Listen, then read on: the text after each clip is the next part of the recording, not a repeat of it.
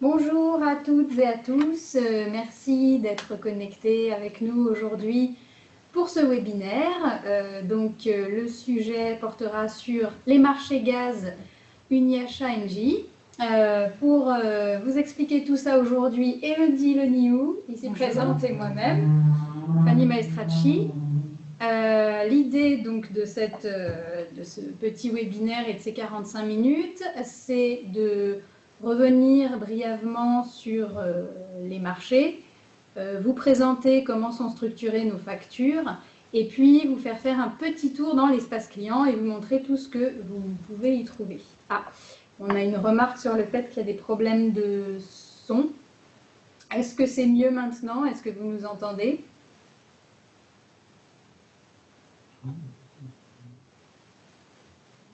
Ah, on a toujours des soucis de son. Si vous parlez, nous ne vous entendons pas. On est en train de vérifier. Alors, je ne sais pas si certains nous entendent, mais pas tous. Ah, oui, c'est bon. Côté Uniachat, nous vous entendons très bien. Bon, on va y aller. N'hésitez pas, hein, si vous avez des problèmes, à nous le faire remonter sur le chat. Bon, bah, vous avez bien compris comment ça marche en tout cas, c'est super. N'hésitez pas, au fil de l'eau, à poser vos questions. À la fin de chaque rubrique, on essaiera bien sûr de les prendre et d'y répondre. Et puis à la fin, si besoin aussi. Vraiment, le but, c'est que vous puissiez poser toutes vos questions. Et puis, s'il en reste à la fin, on vous fera un retour quoi qu'il arrive. Le webinaire est enregistré. On vous transmettra les slides et tous les éléments a posteriori. Alors, je vous propose qu'on y aille sur la présentation brève des marchés. Pardon. On va discuter aujourd'hui des marchés gaz Uniachat qui ont été gagnés par Engie. Donc, il s'agit de marchés passés de manière ferme depuis le 1er avril 2018 et qui courent jusqu'au 31 décembre 2020, avec une année optionnelle en 2021. Dans ces marchés, vous avez un prix différent par année. Donc, vous avez votre prix de l'énergie en 2018. Dans les BPU, vous avez dû constater qu'il y avait déjà le prix 2019 et puis il y aura un prix en 2020. Et dans les conditions de marché, vous pouvez ajouter des sites ou en résilier à hauteur de 10% du volume complet du marché. Donc ça, c'est une information qu'on vous donne. C'est pas pour vous, ce n'est pas quelque chose à suivre. Vous nous envoyez vos ordres de service et nous, on s'en occupe. Alors, Elodie et moi-même, nous sommes présentes aujourd'hui et ça tombe bien parce que c'est à vous que vous vous adressez durant la vie de ces marchés. Donc, Elodie, raconte-nous ce que tu fais, toi. Alors, moi, je m'occupe de gérer tous vos mails, à savoir tout ce qui va être ajout, résiliation de vos sites, des questions sur la facturation, sur l'espace client, tout ce qui va être coordonné aussi, les interventions GRDF, sur votre vie de contrat gaz. Donc, vous pouvez m'adresser vos demandes via l'espace client. Ou m'envoyer un mail sur espace-du6 marchépublic@engie.com, tout au singulier, ou me joindre directement au 02 28 03 28 43. Et Fanny Maestracci, voilà. Donc moi je suis la responsable du compte Uniachat. Vous avez également mes coordonnées. N'hésitez pas si vous avez des questions sur tout ce qui est la passation des marchés, les prix, etc. Si ça vous va, on continue et on va rentrer dans le vif du sujet, les factures. Alors, je laisse la parole à Elodie Donc, pour vous expliquer tout ça. Le premier encart, on voit que c'est bien noté votre facture. Vous avez la date d'édition de la facture ainsi que le numéro. Il peut arriver que ce soit écrit « avoir ». Donc, ce sera noté, ainsi que l'adresse de facturation, même si c'est passé par Chorus. Vous pouvez recevoir aussi des fiches info conso sur votre espace client, mais sous Chorus, ce sera bien des factures groupées. C'est pour faire la distinction en fait sur les sites unitaires. En deux, vous avez dans la colonne à gauche, vous avez vos informations utiles, à savoir votre référence client qui est souvent réclamée quand vous me contactez, le lieu de consommation, et pour les T2, vous avez le PCE. Le PCE et ainsi que la carte. Et à la suite, vous avez vos informations utiles, à savoir votre siret Chorus et les codes engagement et codes service que qu'on a pu noter. Si jamais ils sont faux sur votre facture, il faudrait me les faire remonter pour que je puisse les modifier et ainsi vous republier vos factures sur Chorus. Alors, on insiste une minute sur les codes Chorus parce que c'est vrai que c'est souvent un problème et un objet de demande.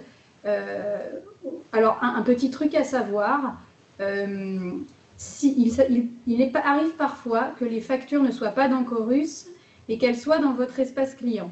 En fait, ça veut dire qu'elles ont été éditées chez nous, mais qu'elles ont été rejetées par Chorus pour diverses raisons. Ça peut être fonctionnel, effectivement les codes ne sont pas bons, ça peut être d'autres problèmes.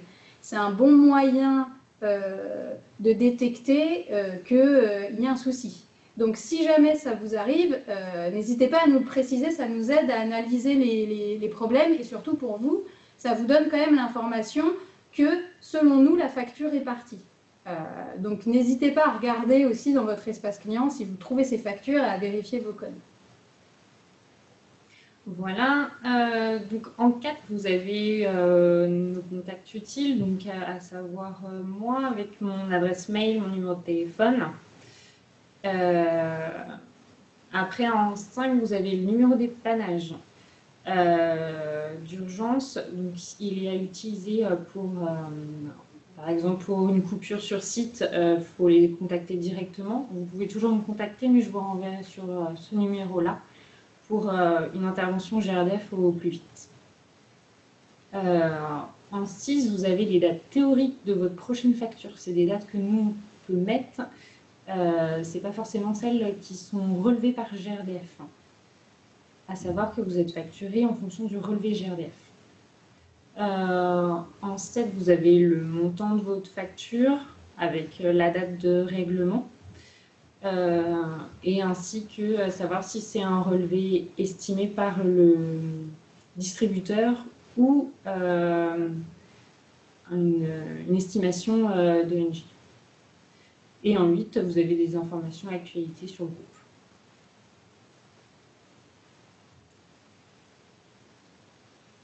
Pour donc la deuxième page des T3, T4, vous avez dans le premier encart la référence client qui va être notée, parce qu'elle n'est pas mise sur la première page, ainsi que l'adresse du site concerné. Dans le deuxième encart, vous allez avoir tous les prix, donc à savoir votre abonnement et votre énergie. On va revenir dessus juste après en détail.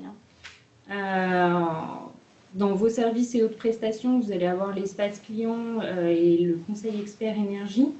Il peut avoir des frais de mise en service, des frais d'intervention GRDF qui vont apparaître sur cet encart-là en fonction de ce qui a pu être fait. En 4, vous avez tout ce qui est taxes et contributions.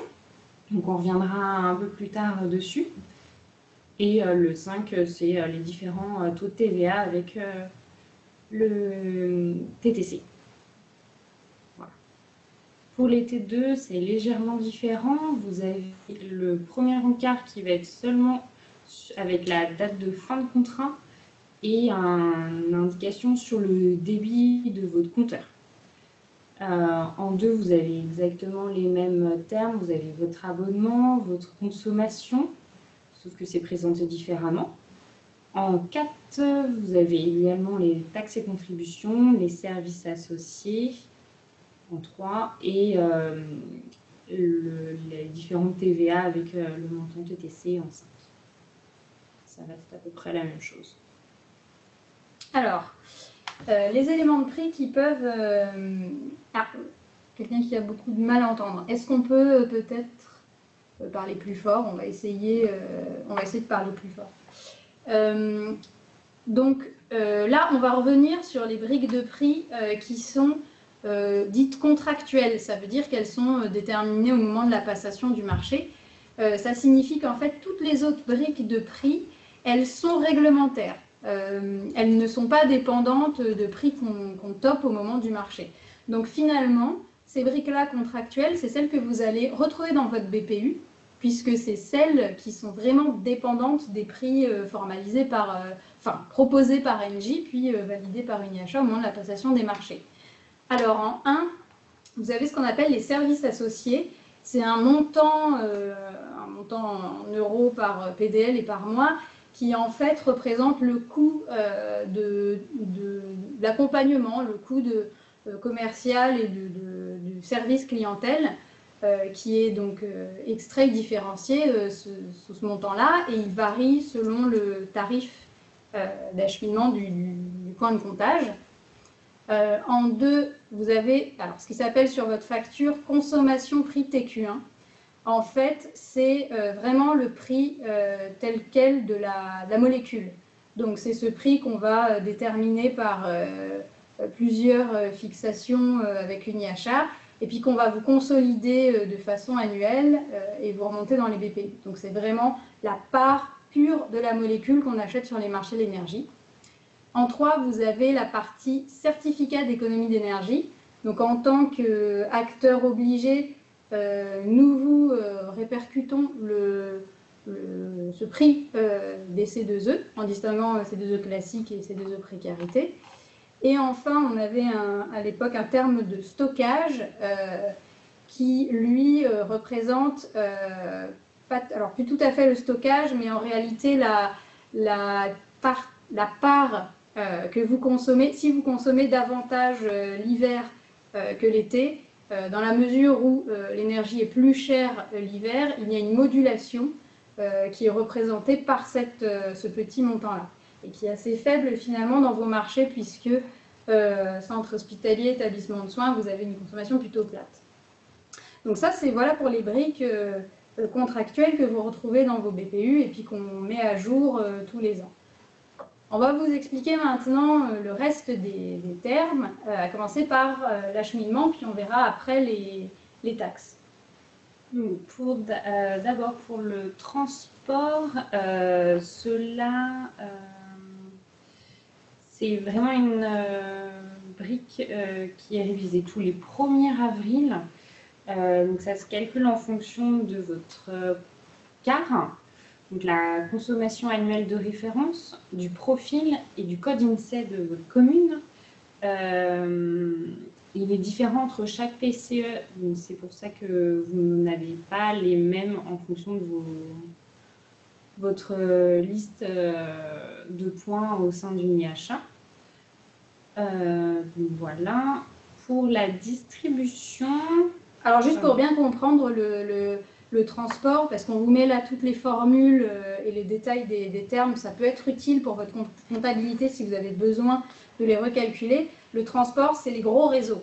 C'est en gros ce qui va transporter le gaz depuis la frontière sur le réseau national principal.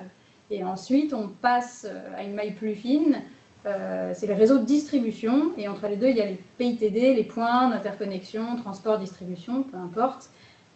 Mais ensuite, il y a aussi finalement quelque chose à payer pour l'usage de ce réseau de distribution. Et du coup, pour le terme fixe de distribution, c'est fourni par le distributeur tous les 1er juillet de chaque année. Cela se calcule en fonction de vos tarifs, en fonction d'un T1, T2, T3 ou T4. Il est également révisé avec le TQA, qui est le terme quantité acheminement. Voilà.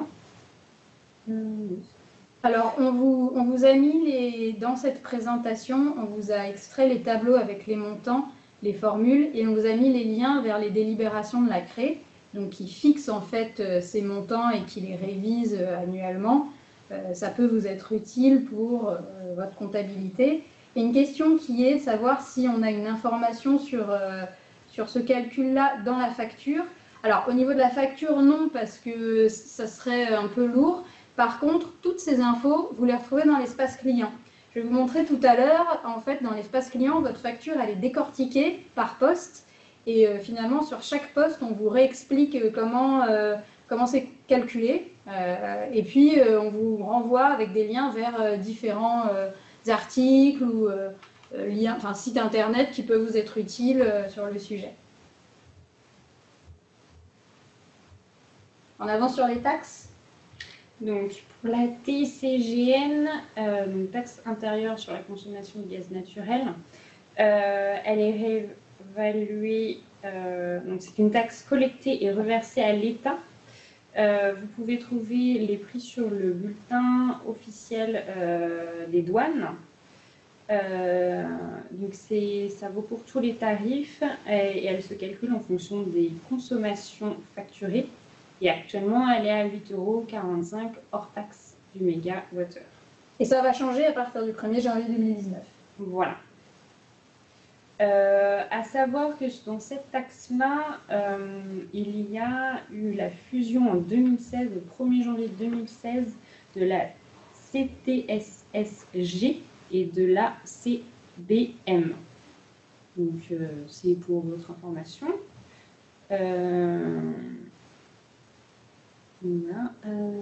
La CTA. La CTA est la contribution tarifaire d'acheminement. Elle est réévaluée tous les 1er janvier. Mais attention, elle se calcule sur un ratio distribution et transport. Donc pour la distribution, actuellement, elle est à 20,80% et pour le transport à 4,71%. Donc elle évolue en fonction de votre quart.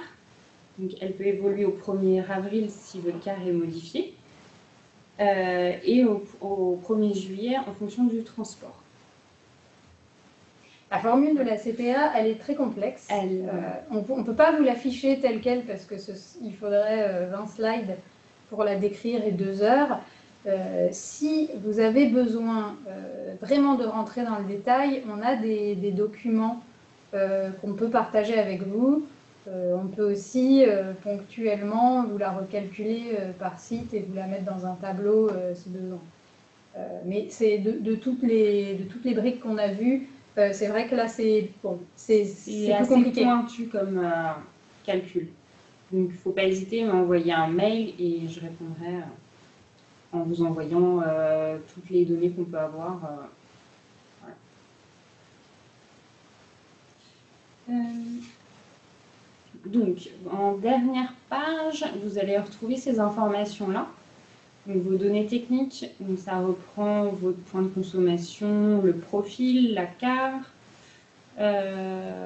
et vous avez votre matricule compteur qui est à garder, car si vous ne connaissez pas votre point de consommation de gaz, avec votre adresse et ce matricule compteur-là, on peut vous retrouver dans nos fichiers.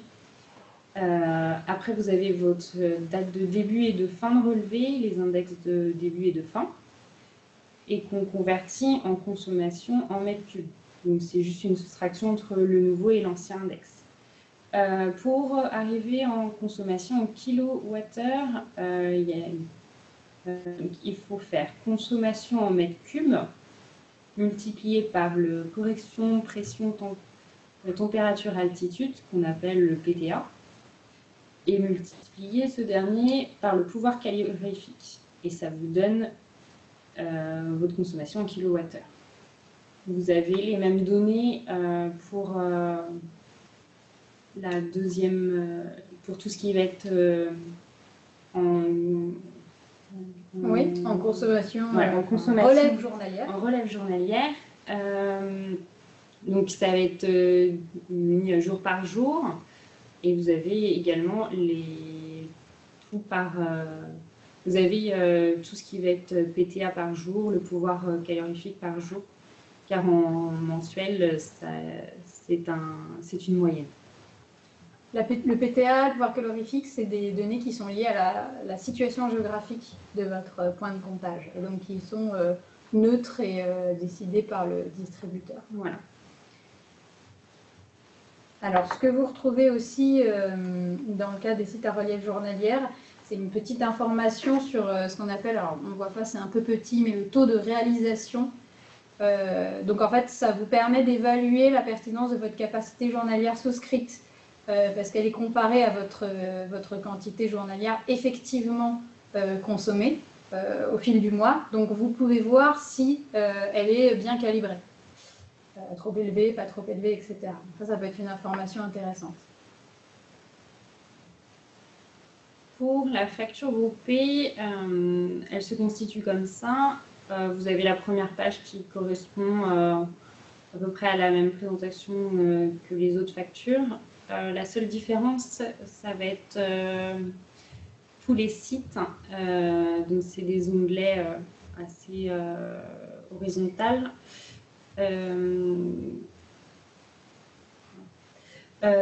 Et du coup, vous allez avoir toutes les caractéristiques dans ce carré-là. Donc, vous avez votre abonnement, vos consommations, les services et frais financiers et l'espace client. Vous allez avoir toutes les informations, mais restreintes. Oui, finalement, un bloc, c'est l'équivalent d'une facture, voilà, d'une fiche info conso. C'est bon pour la facture groupée. Donc voilà sur vos factures. On a à peu près fait le tour des informations principales. Alors si vous avez des questions, surtout n'hésitez pas, on continuera à y répondre. Maintenant, ce qu'on vous propose, c'est d'aller faire un tour dans votre espace client, vous montrer comment ça marche, comment se connecter et puis surtout ce que vous pouvez trouver dedans. Donc on vous a remis le lien de connexion sur le slide. La première question, ça va être, donc quand j'arrive sur cette page, alors on va effectivement y aller. Donc je vais basculer sur mon écran à moi. Quand on arrive sur cette page, comment est-ce qu'on se connecte? Donc il y a deux possibilités. Soit vous avez déjà un compte chez nous, soit vous n'en avez pas. Vous pouvez avoir oublié que vous avez un compte. Hein, ça peut arriver. Comment faire pour vérifier? Vous utilisez la fonctionnalité « J'ai oublié mon mot de passe ». À ce moment-là, vous rentrez votre adresse mail, vous cliquez sur « Suivant » et si vous avez effectivement un compte, vous allez recevoir un email, vous aurez un message sur cette page qui vous dira que vous allez pouvoir renouveler votre mot de passe. Si ce n'est pas le cas, vous aurez un message qui vous dit « Il faut que vous créez un compte ». Et donc, je vais vous expliquer comment vous pouvez le faire. Vous pouvez faire ça en toute autonomie. Depuis cette page principale, je vais vous montrer une petite vidéo. Donc, vous voyez, ça, c'est la page de connexion de l'espace client. Alors, j'active. En réalité, il y a depuis peu ici un petit pictogramme de dialogue sur lequel vous pouvez cliquer. Et derrière, en fait, cette boîte de dialogue, il y a ce qu'on appelle un chatbot. Alors, un chatbot, c'est un moteur, en fait, c'est un robot qui va vous guider, qui va vous poser des questions et qui va vous permettre de créer en temps réel votre accès à l'espace client. Donc là, on va suivre, en fait, la trame d'une discussion, de l'échange avec le bot pour créer son espace client. Donc, il vous propose des options à chaque fois. Et les premiers éléments qu'il va vous demander, c'est des éléments de civilité et non prénom. Donc, monsieur, nom de famille, puis prénom. Et ensuite, votre adresse mail. À partir de là, il va rechercher si vous existez déjà dans notre CRM ou non. Et ensuite, alors là,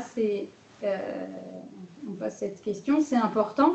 Il va vous demander quelques informations pour pouvoir finalement vous connecter, vous en tant que personne, à un point de comptage ou à un contrat. Donc ça va se faire via deux biais possibles, la référence client ou un numéro de PCE. Donc finalement, vous pouvez choisir entre les deux. La référence client, c'est donc ce qui est en haut à gauche de votre facture. Hein. Et en plus de cette référence client ou de ce PCE, on va vous demander le code postal. Donc tout ça, c'est guidé finalement. Hein. Vous n'avez qu'à répondre aux questions, entre guillemets. Une fois voilà, que vous avez donné ces informations-là, il retrouve le centre hospitalier duquel vous faites partie, et puis il vous propose de vous envoyer un email de connexion. Donc c'est fait. En fait, vous avez créé votre accès à l'espace client. Et si vous avez besoin de voir plusieurs points de comptage, vous pourrez le faire à l'intérieur de l'espace client. Ce qui est important, c'est de vous créer une porte d'accès et ensuite de compléter votre périmètre finalement. Donc on va se connecter et je vais vous montrer ce que vous pouvez trouver dans votre espace client.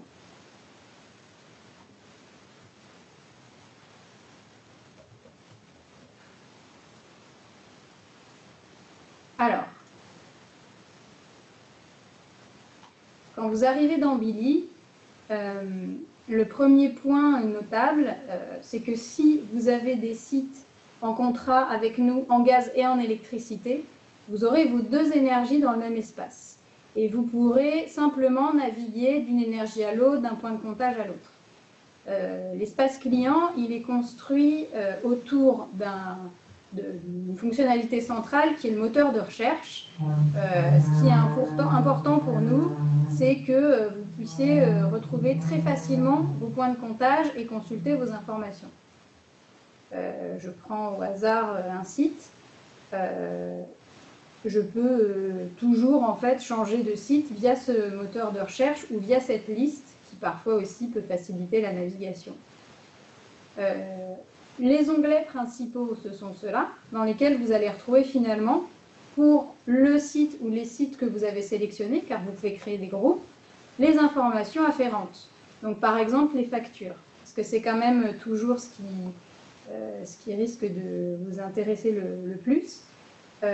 Dans la page facture, vous retrouvez pour ce point de comptage les factures groupées auxquelles il est rattaché s'il y en a, ainsi que les factures unitaires. Et je vais vous montrer comment retrouver, comment retrouver les informations dont parlait Élodie. Quand vous dépliez sur le site les éléments pour consulter les factures, qui sont donc ligne à ligne. Vous retrouvez également vos avoirs et vos factures annulées, il y a toute la chronique. Vous pouvez là, alors c'est assez discret, mais afficher les détails de la facture et accéder à un niveau d'information beaucoup plus riche que ce que vous aviez. Et là, dans ce petit graphique, vous avez le détail de vos montants et vous retrouvez, donc pour chaque montant, comment il est calculé, à quoi ça correspond, des informations, des renvois, etc. Alors par exemple, si on revient sur l'abonnement pour voir ce qu'on disait tout à l'heure, voilà, on explique comment il est calculé, on donne des détails, voilà. Donc c'est à peu près ce que Élodie vous a présenté tout à l'heure. C'est important parce que ça facilite la compréhension, puis vous, pour vérifier vos montants, vous pouvez tout à fait utiliser cela. Donc je retourne à ma liste de factures. Vous pouvez bien entendu les télécharger, les factures. Vous pouvez les télécharger en masse, une par une. Vous pouvez faire à peu près ce que vous voulez. Puis vous retrouvez vos éléments de paiement, c'est important, car si vous constatez qu'il y a un souci, vous souhaitez les changer, vous pouvez toujours réaliser des demandes depuis l'espace client pour ce faire. Alors ça, c'est vraiment, je pense, une page importante. La page des consommations, je vais passer rapidement, mais elle reprend vos montants consommés, vous retrouvez vos index, puissance dans le cas de l'ELEC. Les contrats, c'est effectivement quelques informations sur les éléments de marché. Et surtout, les deux autres onglets importants pour vous, c'est vos demandes et vos exports. Donc dans vos demandes, vous retrouvez, alors là c'est mon onglet à moi, donc j'en ai pas fait des demandes, et vous retrouvez toutes les demandes que vous avez faites, soit en direct, via l'email, soit par téléphone, soit depuis l'espace client. Et vous avez tout l'historique, donc vous pouvez suivre où ça en est avec le statut. Donc c'est très intéressant d'utiliser cet espace client pour ça. Vous pouvez les exporter aussi, si besoin, pour faire une compilation, etc. L'autre onglet intéressant, surtout à l'approche de la fin de l'année, c'est les exports. Dans les exports, vous allez pouvoir, sous format Excel, extraire les données de votre choix, factures, conso, contrats, etc. Donc pour les bilans de fin d'année, ça peut être très utile parce que vous êtes complètement autonome pour le faire. Alors on a récemment ajouté même directement le format feuillet de gestion que je sais que vous l'utilisez, on sait que vous l'utilisez beaucoup, vous en avez besoin. Donc là, vous pouvez vous-même créer vos feuillets de gestion dans l'espace client, que ce soit en gaz ou en électricité. Et puis, vous avez différents modèles d'export. Donc, peut-être le plus utilisé, c'est l'export des factures. Et finalement, vous allez exporter un fichier où chaque ligne va correspondre à une facture, ou du moins un document de facturation. Il y a aussi les avoirs, les factures annulées. Et vous allez retrouver le détail de ces... on va en faire un, de ces factures dedans. Alors, vous avez différents autres types d'exports, hein, les consommations, le récapitulatif, par exemple, si vous voulez avoir sur l'année passée par site vos consommations et votre montant facturé. Ça vous donne un récapitulatif, mes consommations et factures par site. Mon périmètre contractuel, ça vous donne une visibilité sur les sites ajoutés, les sites résiliés tout au long de la vie du marché. Donc ça, c'est intéressant aussi pour faire le bilan. Et alors, statistique demande, ça c'est le rapport qu'on a mis en place spécifiquement pour les marchés Uniachat, dans lequel vous retrouvez sur le périmètre de votre établissement l'ensemble des demandes émises, ainsi que quelques indicateurs, notamment le nombre de jours moyens de traitement, le nombre total de demandes depuis le début du marché, le nombre de réclamations, le pourcentage, etc. Donc ça, je vous invite à aller regarder. C'est aussi intéressant pour avoir une vision a posteriori de ce qui s'est passé. Alors, quand vous faites des exports, bien sûr, vous pouvez choisir votre périmètre de site, gaz et électricité séparés ou confondus. Si vous avez créé des groupes, vous pouvez sélectionner par groupe. Vous pouvez alors choisir les périodes sur lesquelles ça s'applique, toute l'année, un mois. Vous pouvez soit vous baser sur une période de consommation, soit sur une période de facturation. Je ne modifie pas particulièrement, on va voir ce que ça donne. Et vous pouvez vous créer des récurrences. Si vous voulez automatiquement recevoir un feuillet de gestion tous les ans sur vos sites, vous pouvez vous programmer une alerte. Il sera produit automatiquement et vous aurez un email qui vous arrivera qui vous dira « Votre feuillet de gestion est prêt, vous pouvez aller le télécharger dans votre espace client ». Donc ça, c'est aussi une fonctionnalité intéressante. Finalement, vous y allez une fois et puis c'est fait. Donc voilà, j'ai exporté là, par exemple, les factures, l'export facture. Je l'ouvre pour vous montrer à quoi ça ressemble. Vous avez finalement un onglet par énergie et par tarif. C'est pas ce fichier-là, hein, ça s'ouvre. Voilà, c'est ça. Donc là, c'est parce que j'ai aussi des sites électricité dans le périmètre. Voilà, donc vous retrouvez tout un tas de données, de payeurs, et puis de sites, puis de consommation, et puis les détails finalement de vos quantités facturées dans le tableau. Voilà, donc ça c'est quand même, ça peut être un atout, ça peut être utile pour vous. Juste, oui. Effectivement, sur votre espace client, il est indiqué seulement les points qui sont actifs. C'est-à-dire que si vous avez un point de consommation qui va arriver qu'en 2019 ou 2020, il ne sera pas apparent car on ne peut pas avoir les consommations de ce point-là.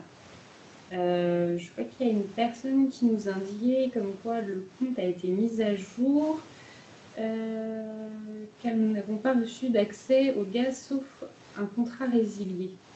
Est-ce que ce point-là est actuellement dans le marché ou pas? Alors, c'est un cas particulier. Si vous avez des sujets, si vous ne vous en sortez pas, alors, premier niveau d'information, il y a derrière le chatbot, quand ça devient, entre guillemets, trop compliqué pour le robot, ça décroche vers un conseiller. Donc, vous pouvez poser des questions en direct. Si vous n'arrivez pas à avoir satisfaction, dans ce cas-là, n'hésitez pas à appeler ou envoyer une demande à Espace Marché Public. Je vous montre quand même quelque chose, parce que vous pouvez agir vous-même sur vos périmètres de sites dans l'espace client.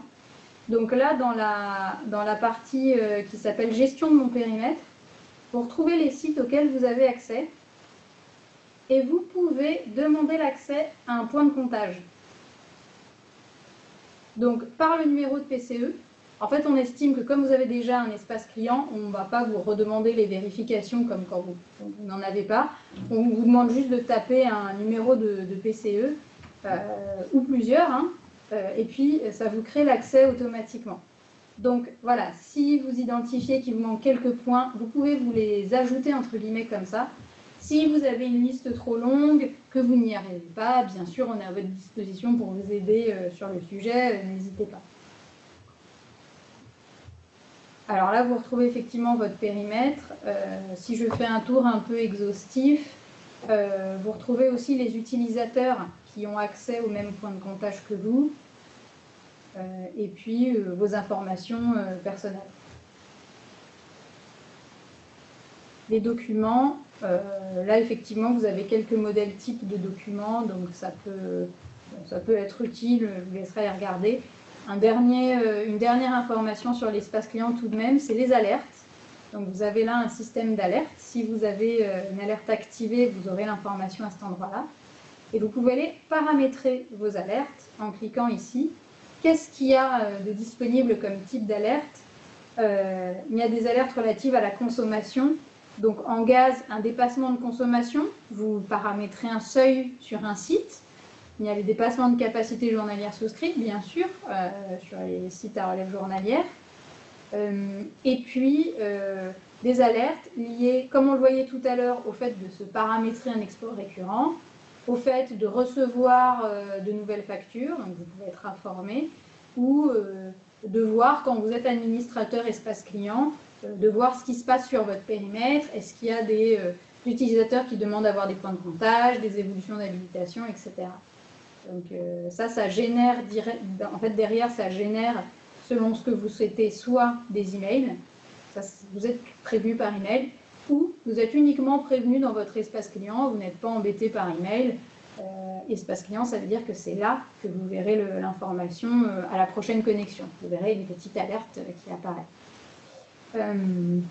Voilà, on a à peu près fait le tour sur l'espace client.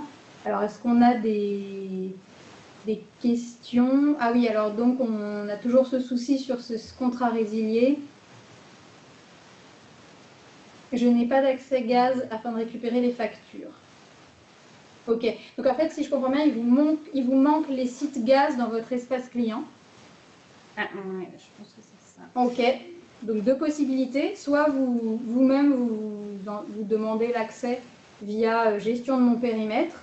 Et dans ce cas-là, les sites vont s'ajouter à votre espace client.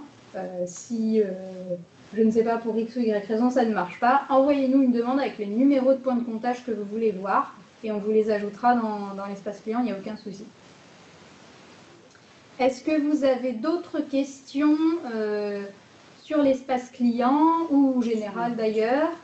Je ne crois pas qu'on en ait raté, non? Donc, je me déconnecte. Il y a une dernière chose qu'on voulait vous montrer. On l'avait mis en annexe. C'est un fichier qui est sur mon ordinateur. Donc, je garde la main.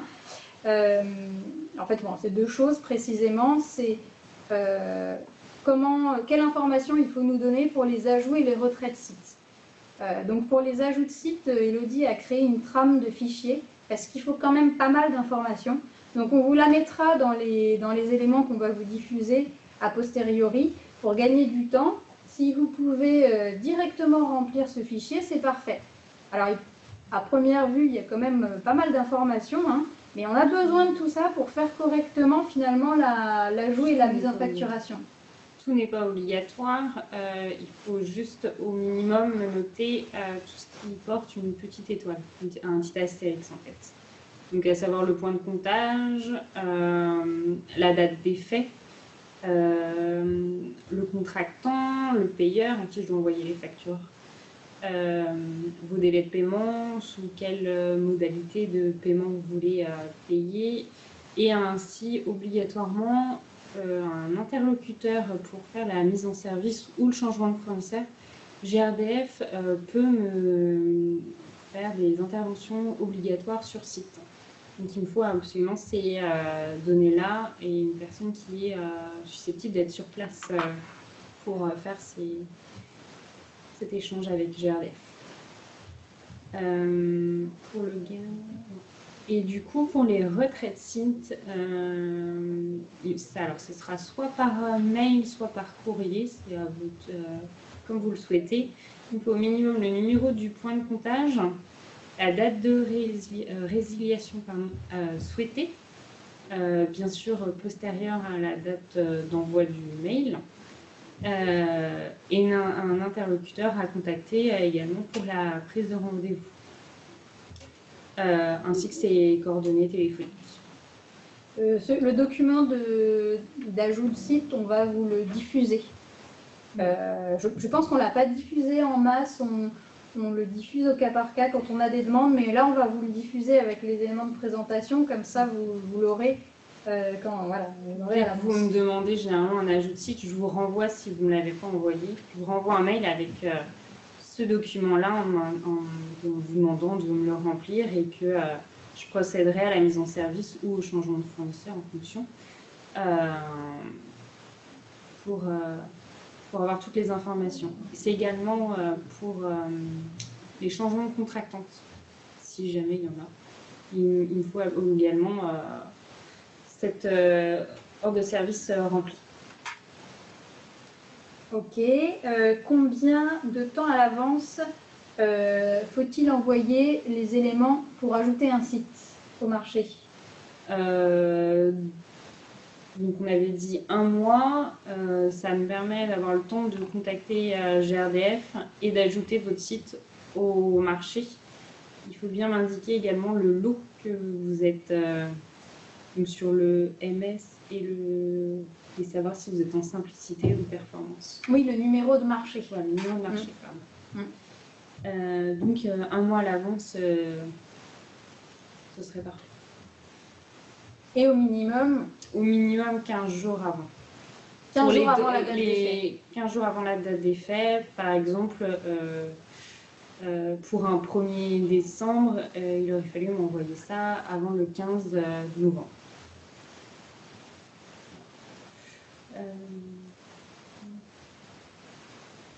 Est-ce que, alors voilà, on a à peu près fait le tour, ça fait 44 minutes. Il nous reste 1 minute si vous avez des questions.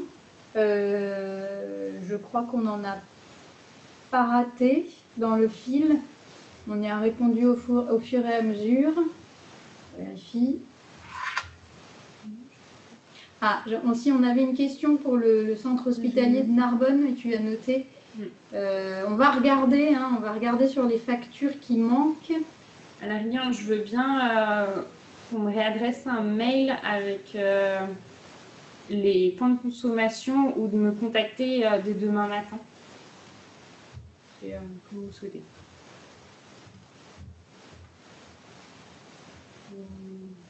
Et si vous n'avez pas d'autres questions, on va s'arrêter là. On est dans le timing. On reste bien sûr disponible via l'adresse espacemarchépublic@engie.com. En tout cas, merci de vous être connectés aujourd'hui et puis on vous dit probablement à très vite. Au revoir.